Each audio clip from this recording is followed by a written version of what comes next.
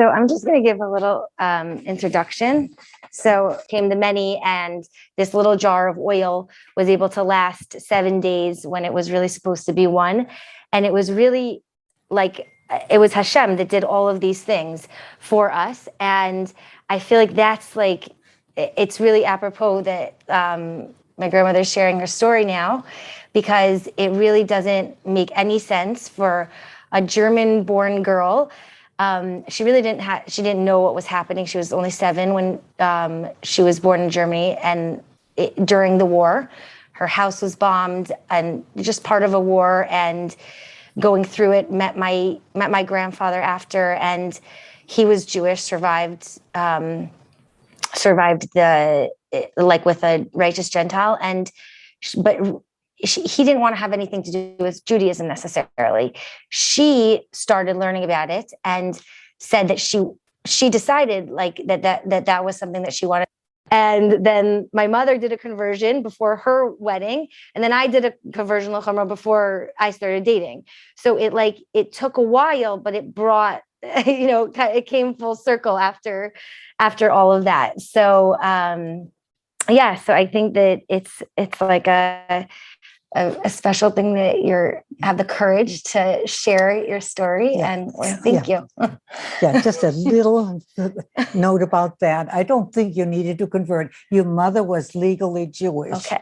When you were born, she was legally Jewish, halachically Jewish, not only a little bit Jewish. And when I converted for the first time, it took me much longer than I wanted to. I really wanted to do this much sooner, but my husband of blessed memory was very strong-willed, or he wouldn't have made it through the Holocaust. So these are all the things that had to happen. So yes, but when he finally agreed to let me convert, the rabbi said, a kosher home. I wanted my children to be growing up and knowing that they're Jewish, and not just once in a while, but actually Jewish. So eventually I said, this is not right. We need to do this officially, in spite of it just being a piece of paper. It's a little more than that. So yes, so finally he went to the rabbi. The rabbi said, she's been doing all of this. Yes, I'll convert her. Yeah, she'll go to the mikvah. Yes, sure. 3 children when I went. Nobody gave me a menu. What kind of conversion would you like? No, there was no such thing. I didn't know that there was more than one way of doing this anyway. So I thought, well, now I'm Jewish and I'm feeling good about it. And finally I feel, I belong.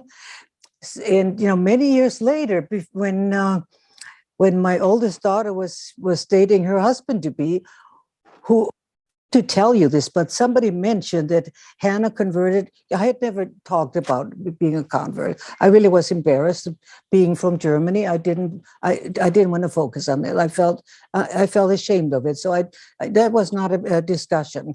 So only a few people knew, but the rabbi didn't know. It never came up. So he said, did you convert? Yes, I did. Who was the rabbi? Yes, Rabbi Lerman. No problem. Did you go to mikvah? Of course I did, yes. So where was the mikvah? I said, the JCC. I can tell you right now, that's not a halachic conversion. I'm bound by the halachic laws. I'm an Orthodox rabbi. I cannot marry them. And my husband was livid. He didn't want to. He said, we need to leave. This is not our shul. We don't belong here.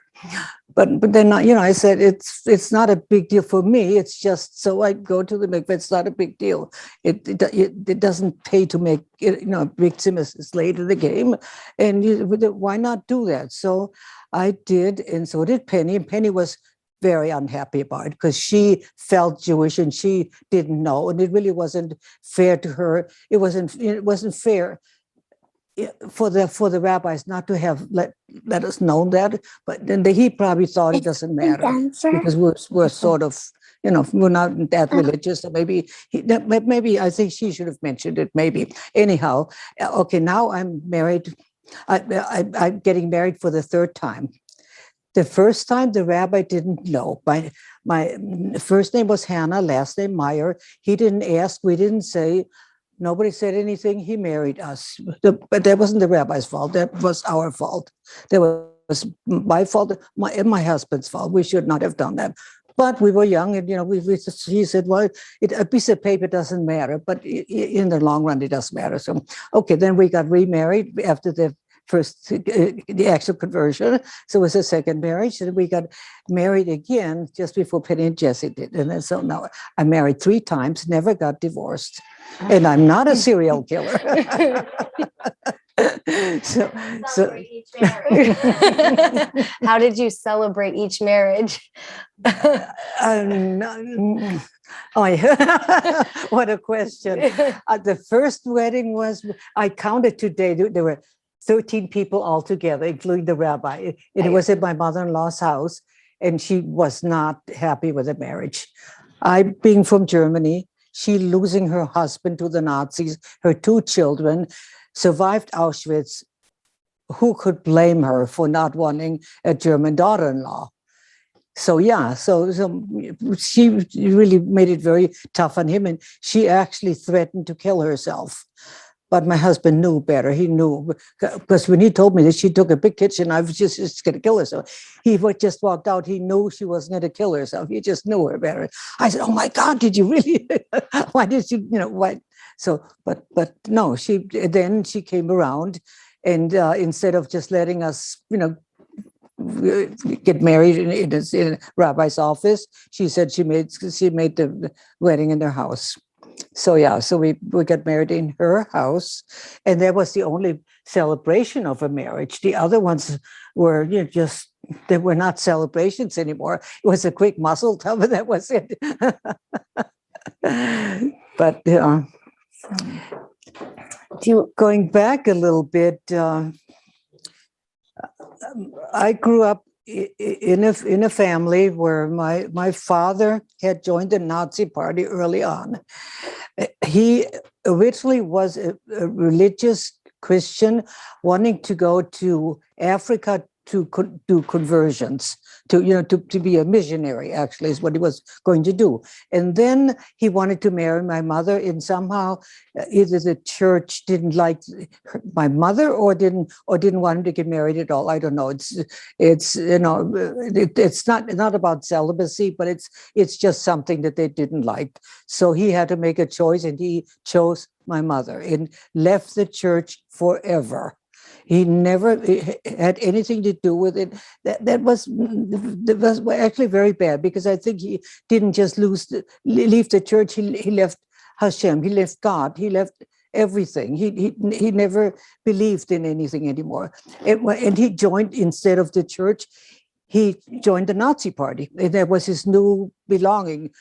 But that was before I was born. So, I was born in 1936, and he joined the party in 1934 when they got married.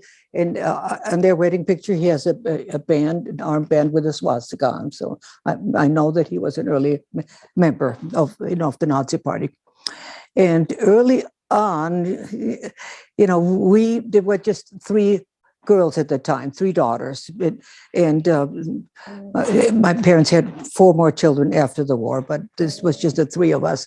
And I remember we were dressed immaculately. We even had fur coats. We were above the norm. In the circumstances, that sense that we were, it just seemed like we were, we kind of stood out, and I don't really know exactly why that was.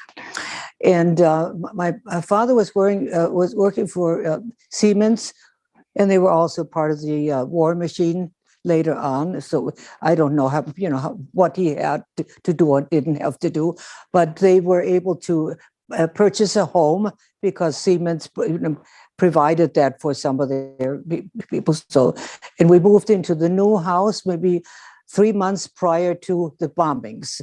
So we experienced as a child of about 6 or so, the planes and the whistles of the bombs, the alarms, and all of those things that go with it. And we could tell by the sound of the whistles how close the bomb was going to be, and we knew that last one was going to be really close, and it destroyed our entire house. There was fire in all of the basement rooms. There were 4, except the one that we were in, and I was under rubble. I was buried, and there was no light, and my mother found me anyhow and dug me out, and with shrapnel. Other than that, everybody was fine. We survived.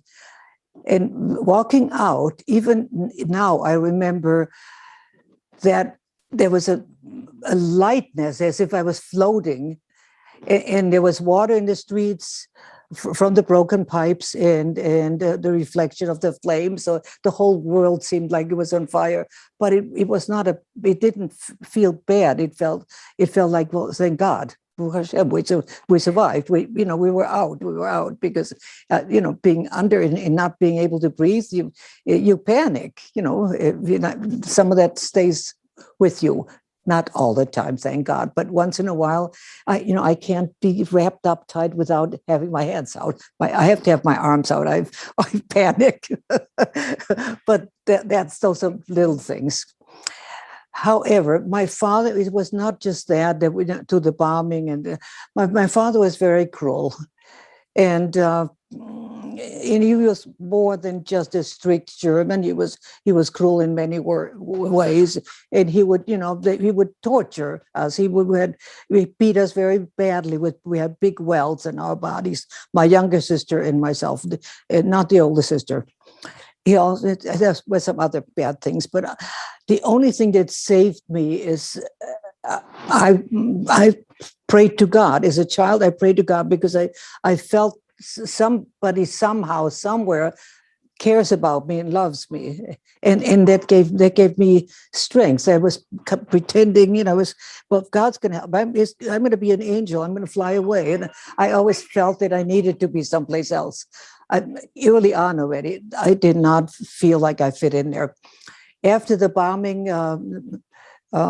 we had no place to live, and there was one family, an extended family, that was able to take one child, and they took me because I was a sickly child. I was skinny. I was quiet. They maybe felt sorry for me, so they took me in. There was again another miracle for me, because I now was in a kind, loving family, and an orderly family of where there was beauty, and there was nice food, and nice things were just more normal, more right. I just learned a lot during that year and a half, and I still am in connection with that family more than with my biological family, my close family. So then my parents also were convinced that I was clumsy, that I had two left hands. I couldn't do anything. I was sickly. I had scoliosis, had other issues. So they decided that I needed to go to a school of higher learning. I needed to, because they felt I couldn't support myself with my hands. And maybe they were right, but maybe they were not. Anyhow, so there was another fortune for me. It was a sign of Hashem leading me in the right direction. So I was able to do some things that my siblings didn't want to, or whatever it was. But and I gravitated towards languages. I liked English, and I had, when I spoke German, I had a speech impediment. Now I'm almost forgetting again. And when I spoke English, I didn't have that. So I felt confident. I got a job with the European exchange system, and and all of a sudden I was somebody. I knew something that other people didn't know. My English was far better than my superiors there. So I was lucky with that. That was after the war? Yes, well after the war. I must be jumping across, right? And while I was going back and forth to school, before I worked in that place, is when I met my husband-to-be. And never in my wildest dreams would I have thought that this man would someday be my husband. I was at the train station, and he was at the train station, and I had extra time. I really didn't even rush to get home early, because there was nothing to go home for. I was, I didn't like being home. It was such an unpleasant place for me. It was cold, and it was uncomfortable, and it was everything that was just, it was hard. So I walk in without even looking. I feel this like a jolt of lightning. I feel, what was that? And I look and I see this person with the biggest smile on his face. And I thought to myself, who or what was that? And it kind of shook me up, but I just kept on going. And then he comes by my side and asks me if I'm from here, do I know where there's a coffee shop? And said, well, when is your train leaving? And oh yeah, mine is not leaving either. So I know we have a cup of coffee together. So we had a cup of coffee together, and it was interesting. I've never met anybody like that. It's so forward, so bold. So yeah, then he said, well, I have extra time. Why don't I just, it's not far. It was only 10 kilometers, a train ride. And why don't I just, walk you home and then I'll take a train back because I have lots of time. So, well, okay. I was 17, I wasn't afraid at that time. We weren't worried about this weird stuff. And I was lucky too. It could have been something else, but thank God he was a good guy. And then when we said goodbye, and I thought, well, that was very nice. He gave me his phone number. Would I call him? And I didn't. I don't know. It was just too strange. I wasn't about to call somebody that lived like 200 miles away, which is why. So several weeks later, he shows up at my parents' house. I happened to open the door, and I really didn't know what to do with him. Nobody knew about him. I couldn't invite him in. So I just told him to meet me someplace afterwards. And and after everybody went to bed, I climbed out the window and met him. I'm not proud of that, but yeah. But I felt bad for him having made this trip, because that's the kind of person I am, I guess, and I always have kind of been that way. And we got friendly, and I started liking what he stood for, and I was just in awe of some of the things that this man did. He was so street smart. He knew things that I didn't know. He knew how to get around things. He knew how to, when one thing didn't work, he knew how to make it work another way. And I had never known that, because German is like this. So I was in awe of that. And, and we got to know each other, and I kind of liked him in a brotherly kind of way. And I found him fascinating, and more, I kind of felt for him. So, and, so we were dating for about a half a year, not all the time, because back and forth, it's not that close. But so he asked me what religion I am. So I told him I'm Protestant. He says, what do you think I am? I said, well, you're either Protestant or Catholic. He said, no, I could be a lot more things. I could be Baptist, I could be this, and I could be that. I could be Hindu, and I could be Jewish. That's what you mean, Jewish. He says, well, I could be Jewish. How could you be Jewish? There are no Jewish people. He said, well, what do you think happened to the Jewish people? I said, well, the people of the Bible. And that's all I knew at that point, the people of the Bible. And then he didn't say anything more. He says, just think about it, and, we'll talk about it next time. And when I've been back, I thought about that, something resonated. Jewish, what else could that mean? So a little bit about the stories in the Old Testament. There's a little bit, everybody knows a little bit about it. They just don't think it's Jewish. But and then I thought, out of all the things, I hope it's Jewish, because there's something that interested me.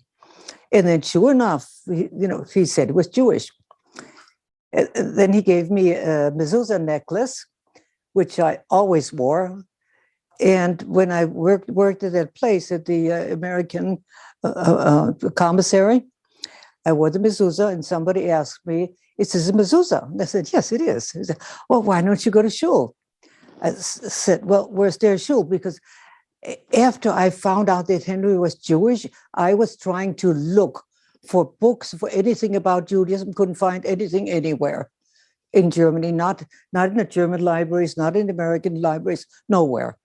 So when these people told me that there's a synagogue, and it was an American synagogue, so I went there. on a Friday night, the first time I walked in, I just felt I'm home. I love the chanting. Even I had never heard it before. I read the English, of course, no Hebrew, but it made sense. I liked what it said. I liked what it said that there's an angel that accompanies you. And all the things just made so much sense. It was not anything that I was wondering, is this real or not? Like what my upbringing, I never was part of that. I had to do it, and I did because that's what was expected. But I never felt like God had any relatives.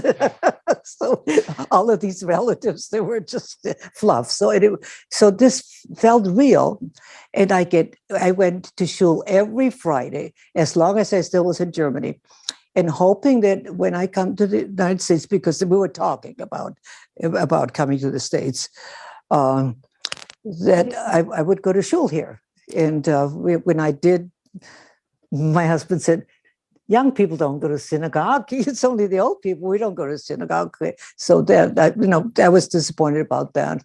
Grandma, could you explain Grandpa's story, how he got to that place? So when you met him in Europe, Grandpa had gone through surviving the war, and then a DP camp, and then he went back, and then he immigrated to America with his mother, and then they sent him back to Germany, and that's where he met you. So if you want to tell someone. Right, yeah, okay, so when, after he told me that he was Jewish, and then he shared with me what he lived through, and I was horrified. I thought, oh my gosh, how could I have been in the same space and not knowing? What made me think that I was so bad off, that I was, when it was so much worse for the Jewish people. So I felt terrible, and I was looking for more things. Then he told me how he survived the war. He told me how his father got taken away, how his father got beaten. They had lived as Gentiles, and his father was working for the German army fixing trucks. He spoke German, and they thought he was German until somebody turned the family in, and they beat him. And then the two younger children got caught, and Henry escaped to railroad stations.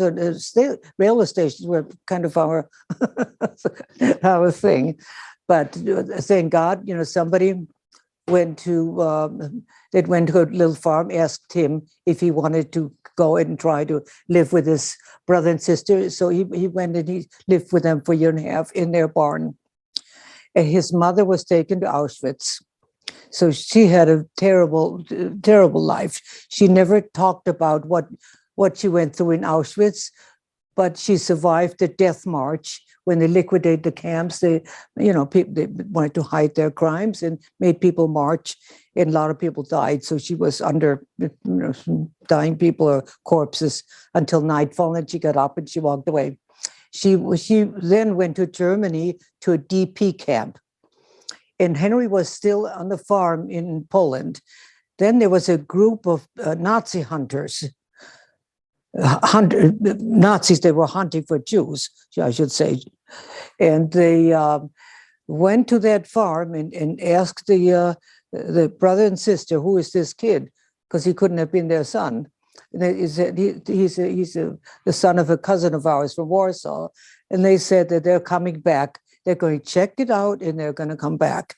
So he knew, he was about 12, 13 then. He knew he had to leave because there were a lot of people that got killed after the war still. It wasn't enough that so many lost their lives. So he when there was a wedding in a little village, he took a horse and a loaf of bread and went to the train station without papers and money. He couldn't board the train. He went under the train and rode on the axles of the train back to Radom, to where the place was when they lived before his father was beaten, before the family was torn apart. So then he found out that his mother is had survived, and that she's in Germany.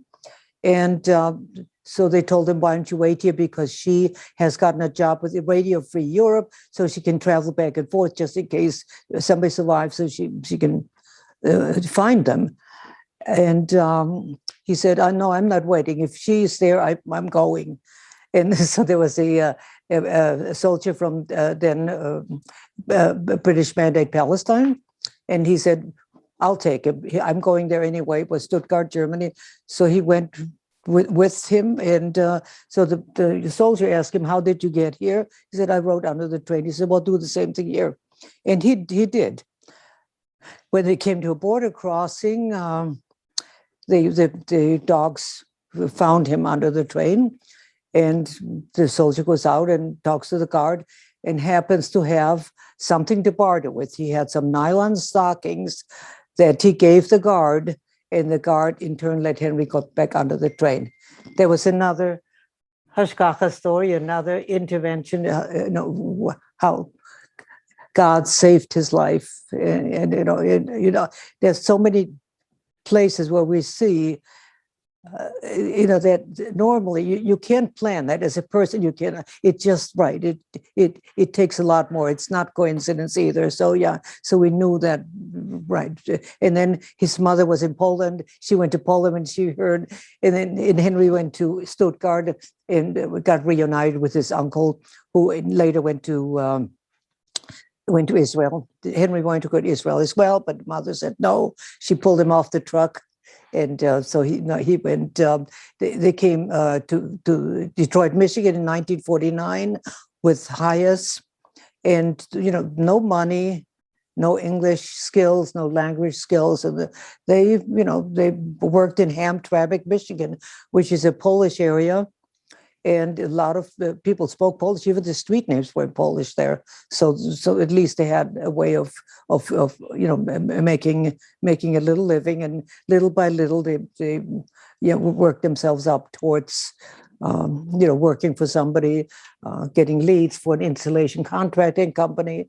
And then after Henry got married, they thought, well, maybe they should be together and they could work together. And I was kind of reluctant about that because I knew they didn't get along so well, but they did get into business together, and I helped out as well. Because I was the English speaking, so I did the bookkeeping, I did the writing, and all of those things.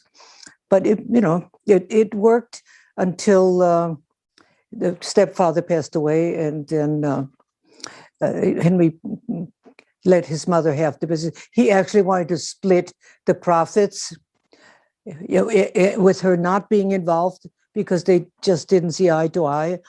But she didn't want that, so he said, let her have the whole thing and start his own company. And then, then it was just the two of us, working, building things out of nothing, actually. And he was extremely creative. Henry was very, very creative when it came to inventing things. He had more than 50 patents in the U.S. Patent Office in the energy conservation field. And he only had a fourth grade education, but he was brilliant. He was a genius in his own way. And the things that other people couldn't even think of doing, he did. Briefly, that was not because of patents. He had a bad back, and he needed traction every so often. He couldn't afford to be in a hospital in the traction, so he built himself something like that we call a whirlpool now. He used a copper pipe, drilled holes in it, put it into the bathtub to fit the bathtub, put a vacuum cleaner with a blowing side on the other side, and there he had bubbles. And there were no whirlpools yet. That would have been a big invention. But at that time, it was for himself. And he also had the first wheelie because we couldn't carry. He couldn't carry, and it was too heavy to the land for the luggage. And he put wheels on the little on a good sized carry-on bag, and he kept on. He was playing in the airport. Everybody wanted to know, where did you get this? Wow, wow, wow! A few years later, everybody had them. But yeah, so he knew how to help himself. He knew how to find the things the right way to do so. And did you tell a story about how you were brought to America, like how you came to America? Yeah. Okay. So you were both in Germany when he met you. Yeah. And then you went to the shul, and then he came back to America, but you were still there going to synagogue, kind of corresponding. Right. Yes. We wrote a lot to one another. Once in a while, a phone call, but phone calls were very expensive. Then he figured out a way for me to go to Canada because we had no sponsors. We had no money. And the American government wanted a certain amount of assurance so they don't get freeloaders. We don't do that anymore. Now we just let everybody in. So that's another story. But so I tried to come through Canada, went through for the interview and everything.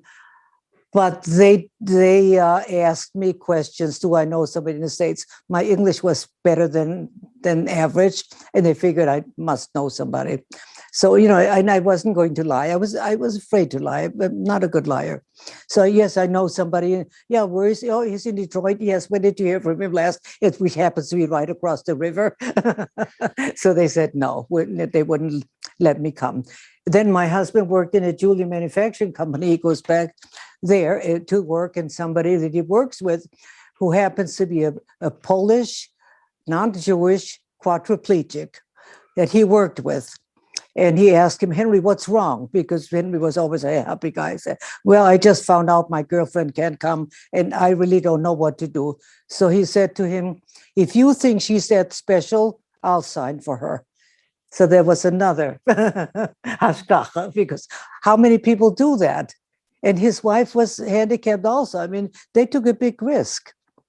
So yeah, I have a picture of them on over here. Yeah. I can pass it around, I guess. Yeah, Henry Wesolowski. Like this guy here. And his wife, right?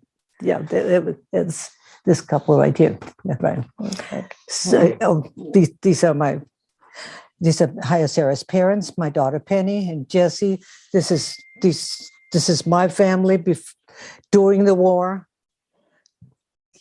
That was a relatively easy time. That was in the maybe 41 or 42, right? But it got much worse after that. And this is when we dated. We were in a train. This is Henry's mother, who survived Auschwitz. That must have been before the war.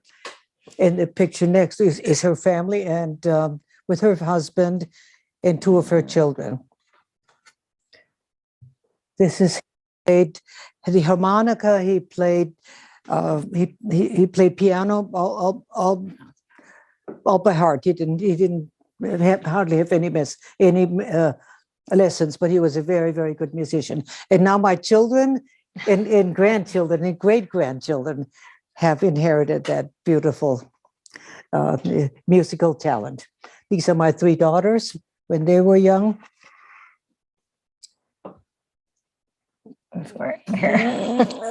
These are the singers, and these are the Aragons. That's a brother. It's Chaya's brother, and his three children. And this is the biggest event in my life and in all our lives is the dedication of the Sefer Torah. We brought a Sefer Torah from Israel that they had. They were completing in Denver, right? And everybody came in for that, and it was the highlight of my life. This is our wedding picture, and if you want to, yeah, they're kind of small. I don't know if you can see them. Is there any questions? Yeah. When you were dating Henry, I'm sorry. Talk loud. When you were dating Henry, yes, you were living at home. Yes. How was that? I mean, I know you snuck out. That was just the first time. Yeah, but once Well, we invented something how we met. I don't remember exactly what kind of story we said about that one, but no, they actually liked him. Henry was very, very likable. He spoke German. He liked my father. I don't know why he never asked my father anything about the war, because he knew that he was close. He was close to Auschwitz because he had brought some boxes back from a resort town from there. So I knew that he was somewhere near there. But my father never talked about what he did or didn't do during the war, and Henry never asked him. So, but they liked each other. And in the beginning, he didn't know that Henry was Jewish. Who would even think about that? It never came up. But later on, as I started going to synagogue and I was looking and listening for Jewish things, I wanted to listen to a Jewish program, and my father says, "No, you're not bringing this into the house." So that told me something, and of course, I did not. There was one radio. There was nothing I could do about it. When they said no, then it's no. But yeah, so he must have had some experience, or you wouldn't have known that is Jewish. The chanting, you don't know that unless you've been exposed to it. So, yeah. So, however, I have to say that I had a very, very difficult time with my father, and I had a hard time forgiving him. And I finally have, because it's not good for us. We have to be able to let go, and even that it's hard. But the siblings that were born after the war say he was very kind, he was very good. And I also know that towards the end of his life, when I was just there as he was almost passing, so I didn't know what went on before, that he was crying a lot. Nobody knew why, but so maybe he had some remorse.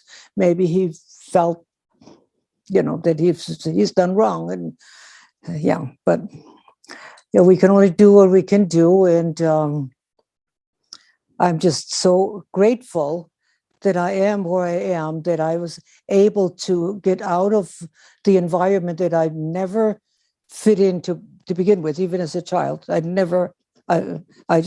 That was not my thing. I don't know why, but I always felt that I needed to be somewhere else. And I was doing a lot of reading and a lot of daydreaming, anything to escape from the presence. And so now I don't have to escape from anything. Now I'm so proud of all the things that I have, the nachas that I have from my children, grandchildren, great-grandchildren, and the Sefer Torah. It doesn't get any better than that. So I'm happy to share that with you, and thank you for your attention. What town were you in? I'm sorry? What town were you Nuremberg. in? You were in Nuremberg. Nuremberg, out of all places. Yeah. I was not I was in the suburbs. I was not in Nuremberg, or I maybe would have seen something, but where we were, there were no Jews. And so there was no, except I did see the slow trains moving, with people in it, but I didn't know that they were. I asked my parents, what are these people doing in the train, and why is it moving so slow? They said they're prisoners of war. And as a child, there's nothing else. Why you accept that if that's what's being said. So I didn't realize about this until much, much later, when I heard how people were rounded up, how they were taken, and how things went. So so afterwards I did realize some things. I realized that the family where I spent the year and a half, there was a lot of SA people. I guess whatever, I think there may be a higher whatever, but I remember being afraid.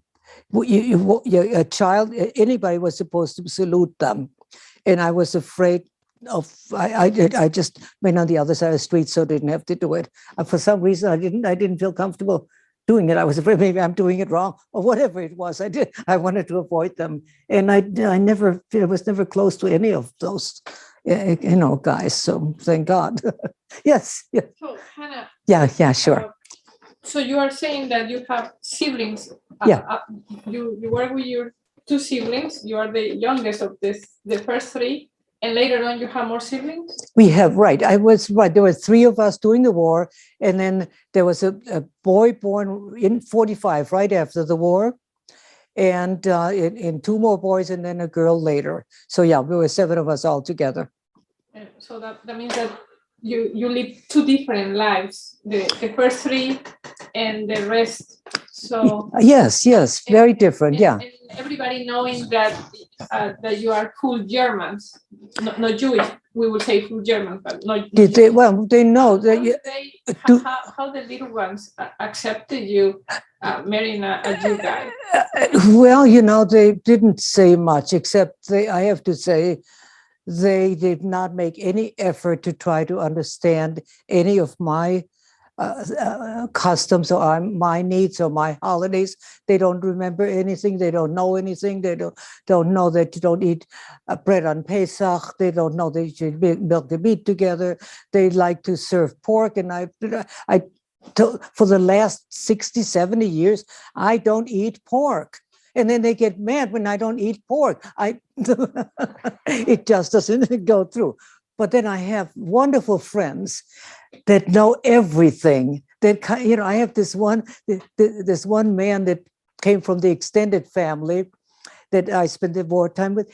He came to my youngest daughter's wedding, not Jewish, OBGYN, knew everything about kosher laws. Knew exactly what you eat and what you don't eat together. I was such a man. She thought, it's not because they're German, it's because something here is different. So yeah, you have to be interested and you have to be a little bit more worldly, a little bit outgoing, which all of us need to be, and which all of us here are. We're not so insular. We want to accept others and appreciate others. We learn something from others. If we're only with people that are exactly like us, then we're dull. We need to be out more. At least I think so. And I'm blessed with a beautiful granddaughter. Did your mother-in-law ever come to accept you? Maybe sometimes. I think now she does. I think she's so happy now. No, she did not really trust me. And, I couldn't blame her, but, we never tried. We never left her out of anything. She was invited to all of dinners, whether she was in a bad mood, in a indifferent mood or good mood. And there were times that were very challenging. But no, she was his mother. She was the only surviving relative, and yeah, we included her. But no, she could be very difficult. However, she did enjoy the children, her grandchildren. So yeah, so thank God we brought her. Yes. So I have an aunt who grew up in Germany after the war in Munich, and she says that she always grew up with a lot of anti-Semitic sentiment. So you're not knowing or naivete or whatever it is about what happened to the Jews during the war. Mm-hmm. Did you not grow up with any anti-Semitism at all? Was the whole concept of Jews just irrelevant and not discussed? I'm sorry, I didn't understand the whole thing. Did I know about the Jewish people at all? Yes.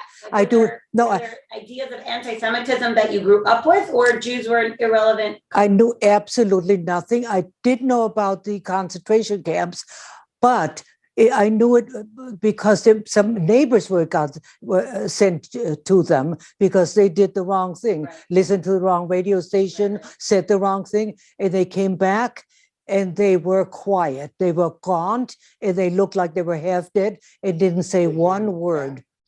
But coming back from the camps. So these were Germans. They were Germans, right? Yeah. Said the wrong thing. Yeah. And got punished. Oh yeah, they would punish their own. True, right? Wow. And they had spies. We had to be very careful if we wanted to listen to a foreign station, which my father later in the war wanted to know. He wanted to know what was going on. That was against the law. We kids had to watch to see if anybody was coming, because yes, they would have taken him. Yeah. They didn't make any fuss about it. They just took them, and some never came back. So yeah. Did your husband grow up in a religious home before the war, or? I'm sorry? was your husband's family before the war observant, religious, or no, they were? I have no idea. He was the youngest of 10, and his parents were older, and he didn't. No, your husband. Oh, Not your my father, your husband. Oh, husband. I thought you were talking about, yeah. No, my husband. No, they were not. No, they were not observant. No. They were in Rodin, Poland. Rodham, right? They actually came from Liski, which was Kolomea, which is Galicia. We've done a lot of research since then.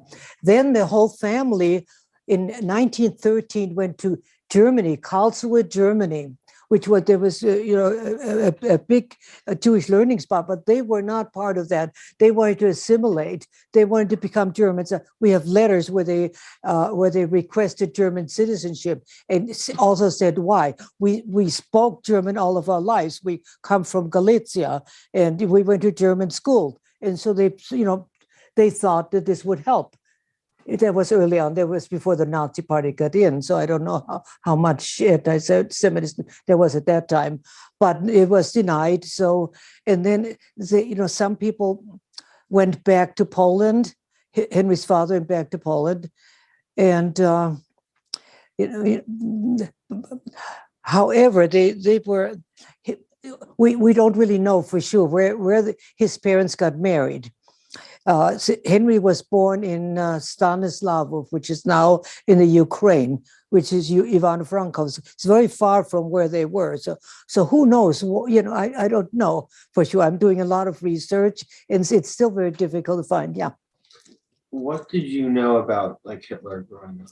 What do I know about? What did you know about Hitler growing up? What do I know about Hitler? What was your education like? I know that he was on the radio screaming his head off, screaming and screaming. And once in a while, you'd see a child coming up with flowers or a dog or something, and just a lot of noise. You'd see if you'd been in movies, they had these things, prior to the movies, they had these kind of commercials, with all the flags and all the hoopla, and it was, I remember seeing that. Yeah, but I didn't say anything about, I'm sorry? How many children did you have with Henry? How many children do I have? Yeah. I have 3. Are they all Jewish?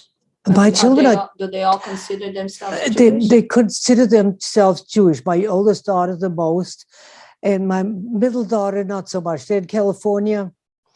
No, she did very well early on. She sent her children to Hebrew school. They all had bar and bat mitzvah. Then something happened, and she never told me. Something happened, and they stopped everything. So now I'm sending feelers out. I'm thinking Hanukkah greetings, and and I don't know which was Hanukkah, whichever holiday. But this is, I still send Christmas. Not Christmas. I send Hanukkah time because we celebrate Hanukkah. But what they do, I'm not sure. I'm not sure. Married to Jews? No, the two, no. The youngest one actually was married to a Jewish doctor, but unfortunately he had bipolar and it was difficult. Yeah, it was after 25 years. She they didn't give up early, but she's an artist and she's and she's doing fine. She's doing well, on her own. She doesn't have any children. She's fine. My middle daughter is struggling in spite of being financially very well off. She's unhappy. She has 4 children, but she doesn't like not being a family anymore with her husband. They're divorced, and did they ever? And she just did Nancy and Devorah ever do another conversion when mom did it? Yeah, Devorah did. Yes. Oh, she did. Devorah did. Yeah. Oh, but Nancy never did it. Nancy, no, Okay. Nancy never did. No. No. No. So, but in Reformed circles, she would still be considered Jewish, right? Right. Right. So, so whatever. We can't fix everything. We can only do what we can do. And I did my best, and I was hoping my children would marry Jewish, of course. But we don't have total control over that. They go to different schools, they meet different people, and I could never disown them because they wouldn't marry Jewish. I couldn't go that far. As much as I wanted them and tried to encourage them, they're still my children, and I still love them. Can you say a little bit more about wanting to get away from Germany? Yes. Because there was Henry, but also you just wanted to get away. I wanted to get away even way before I met Henry. Even as a child, I wanted to get away, not even knowing to where. I think up. I just held a very strong desire to get away. And thank God, it happened. Yeah. So I'm very thankful. How you're saying Hitler was just making a lot of noise? Hitler made a lot of noise that you remember. Of course he was. Like, did the propaganda, did you realize something is off in the society that you were in? Is that what made you want to leave, or was it just normal? I didn't. It was part of. I didn't know any different because I kind of grew up with that. He wasn't just one day appearing. He was just there, and there was. That's the only news station. That's the only news that one had. There were no other news. It wasn't allowed. Everything, all the other newspapers were shut down. It seems like you weren't buying into it when many, many thousands of Germans were. She was a little girl. I was. I was. I was in 36, so I really. And 36, right? I didn't really know so early on. Yeah. As a child, you don't think, what are the politicians doing? And I never heard them saying anything about Jews. I really didn't listen to newscasts, and it wasn't discussed at home. Nobody talked about it. Okay. So you just. So it's like Hashem just put it in you. I think so. Right. Yeah. Right. Yeah. Because how else can you explain it? No other way. I can't take the credit at all. I'm not taking the credit. I'm just very thankful that he guided me in this way, and it wasn't even my plan. Because I didn't even know about Judaism. How would I become Jewish unless I knew something about Judaism? And thank God I found out. And it was a very nice, not surprise, but revelations. Finding that, because that gave me something to go to and to feel, and I couldn't wait from one Friday to the next Friday. I was so happy with that. I felt so good about it, so comfortable about it. And and people were extremely nice. I went in, I didn't know what's expected to do. Some people, you do this and you do that, and we don't do anything. I just sat down and figured, well, if I do something wrong, I'll see what everybody else is doing. So it was, I felt good from the very beginning. Yeah, I wasn't an outcast. I felt fine. So Thank you so much. Ari wants to ask you a question. I just don't understand. You could go. Wait. Sorry. Yeah, for sure. Whatever you need. Yeah, whoever wants to stay can ask. Go ahead. who wants to ask you a question? No, go for it. Go for it. Whatever. Yes. I hope I didn't keep you too late. I hope it's not too down. Okay. I teach Yeah, Holocaust. sure. So I will pass on. Yeah, your right. story. Yes. So much. Yeah. Really appreciate it. So Thank you for inspiring. coming. Thank you. Yeah. Thank you. Yeah. I got Ari's question. Ari's my brother. I got a question from Denver. Yeah. Okay. Question from From Denver. Ari, Okay. from I think Ari. I better sit down for that one. Okay. What did you feel that was so homey? What made you feel so at home when you were at shul? Just everything, the sound, the people, everything. I can't say one thing. I like the chanting. I like the words. I just felt like And how about being around all the other Jewish people in shul? Was that? I like that. Yes, I like that. Yes, they were. Yeah, everybody was Jewish. In shul, Yeah, I like that. Might have been culture shock. I like that, but I was shy to begin with. I didn't know if they would approve of me being there, and I never told anybody that I wasn't Jewish, and nobody assumed that I wasn't. So they asked me, "Why don't you join us for Kiddush?" So okay. I didn't know that was for everybody. So little by little, I started talking to people. What Yeah. kind of a show was it? Was it mixed? It was a bit military, and I would think maybe conservative. I think it would have been conservative. In Germany, they had In Germany, conservative yes. And but the service was in English and Hebrew, right? It was men Because and it's women. military. The men and women sat together or Yes, separate? set together, right? So conservative, interesting. not Orthodox. Yeah. No, Interesting. no. In the military, it would be highly unusual to have it So it Orthodox, was a military probably. show. And this was in which city? Sorry? In which city was this? No, that was This Nuremberg. was also Nuremberg. Yeah. And your husband went with you? No, they But were this was married. after the war.